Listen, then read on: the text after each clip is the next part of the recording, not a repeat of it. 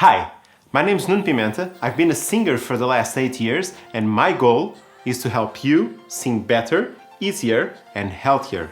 In this video, I'm gonna talk a bit about stress and how it affects our body. After that, I'm gonna give you 5 tips on how to reduce that impact on your body before and during a performance. Finally, if you watch till the end of the video, I'm gonna give you one extra tip that will help you the next time you're put under stress as a singer.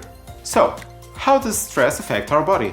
There's a thing called flight or fight response, or stress response, and it's a physiological reaction that occurs in response to a perceived threat or danger, aka a stressful situation. Well, the purpose of this response is in itself good, because it enables the body to take action quickly and is intended to keep us out of harm's way. However, it also occurs when we are not in any physical danger, but we are still experiencing stress. Now for some actual physical changes that may occur during this response, and see if any of these ring any bells to you. Heart rate increases, blood pressure increases, blood sugar or glucose levels rise, respiration rate increases, muscles tense up, perspiration increases, aka sweat, pupils dilate. So at the moment you're probably thinking, well, that's not very good for me, is it? Yeah, it really doesn't help, in most cases. However, although this response is in itself subconscious, meaning that you have only a measure of control on when and where it happens, you still have that measure of control.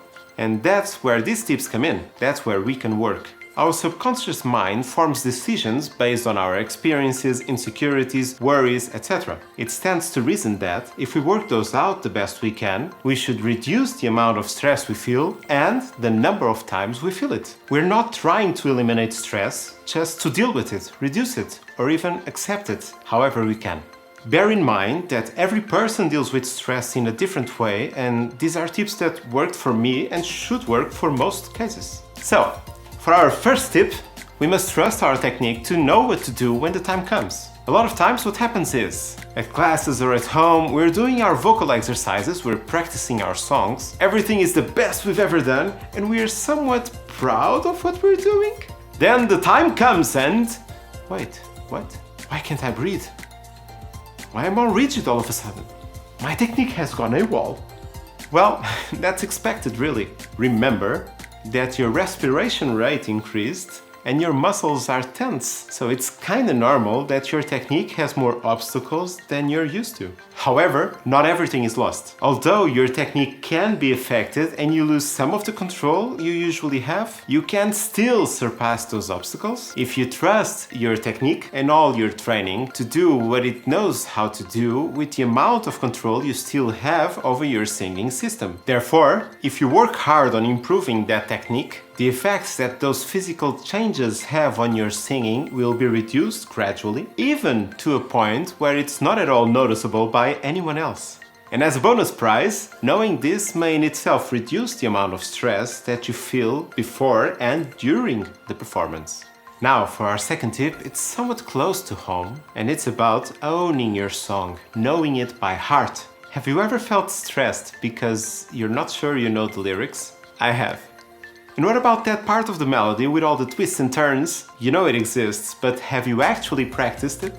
Knowing a song by heart doesn't only mean knowing its lyrics and melody. You also have to know it by heart when it comes to your technique and how it applies to each section, each word, each note, each feeling, etc. By completely knowing your song, you can be sure that whatever happens during your performance, you'll know how to deal with it. Even if one instrument goes rogue and skips the whole section, or a duet partner starts singing your part, or doesn't know how to sing his, you know exactly what happened, you adapt to the situation, and no one's the wiser. This feeling of certainty, of security, can help you with reducing your anticipation stress due to doubt or the what-ifs that are always there trying to nag their way into your focus and distract us from what's really important, the moment.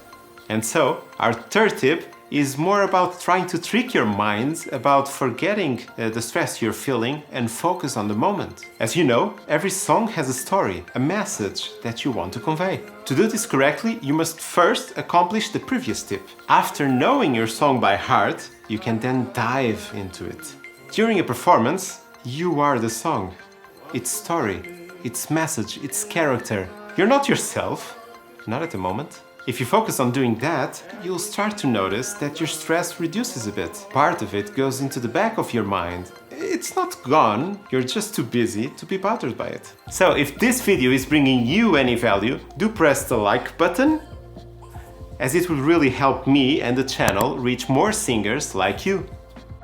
Now, for our fourth tip, let's talk about support and relaxation before and during the performance. As you should already know, breath is the most important component of singing. However, breathing techniques are also used for relaxing your body and refocusing your mind. Therefore, before a performance, do breathing exercises in order to activate your muscles to get them ready for singing and more easily accessible. Do deep breathing exercises to lower your stress levels, your pre-show anxiety. During a performance, focus on correctly breathing to support your technique. Use that to recenter yourself, to refocus on the moment. Between singing parts, for example during instrumental parts, if you can, do deep breaths to help with lowering your stress and getting back control of your breathing system. It's also always important to focus on relaxing your abdominal wall, your abdominal muscles, to help with your breathing. If you can control your breathing technique correctly, that's halfway to getting back your singing technique, which helps a lot in reducing the impact of your stress in your singing. As our fifth tip, you are your greatest judge and executioner. Our mind is an expert on putting us down. Our lack of self-esteem goes into play and our mind goes into a cycle of what can go wrong, what everyone else is thinking about it, how everyone's gonna hate my performance, how they'll know I didn't reach that note, how they obviously know that I was off pitch most of the time, and more importantly, how everyone knows the lyrics by heart and noticed I didn't sing that word in the middle of the third verse. Well, no surprise there. We think too much about these things, and then we talk to our friends and they say, well, it was perfect, it was amazing, whoa, you're amazing. Sure, there are always people out there that are going to notice if we don't reach that note or don't finish that part with the intended vibrato or whatever else. But I assure you that you are going to be the one thinking the worst about your performance. This is natural because you know exactly how you want it to sound, and you also know your weaknesses, your lack of memory.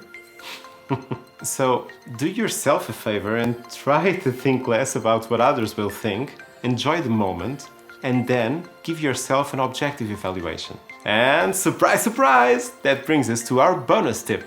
After your performance, be objective in your evaluation. See it as an opportunity to improve, not to criticize. This is something I learned in a singing academy I'm currently attending called Vocal Emotion.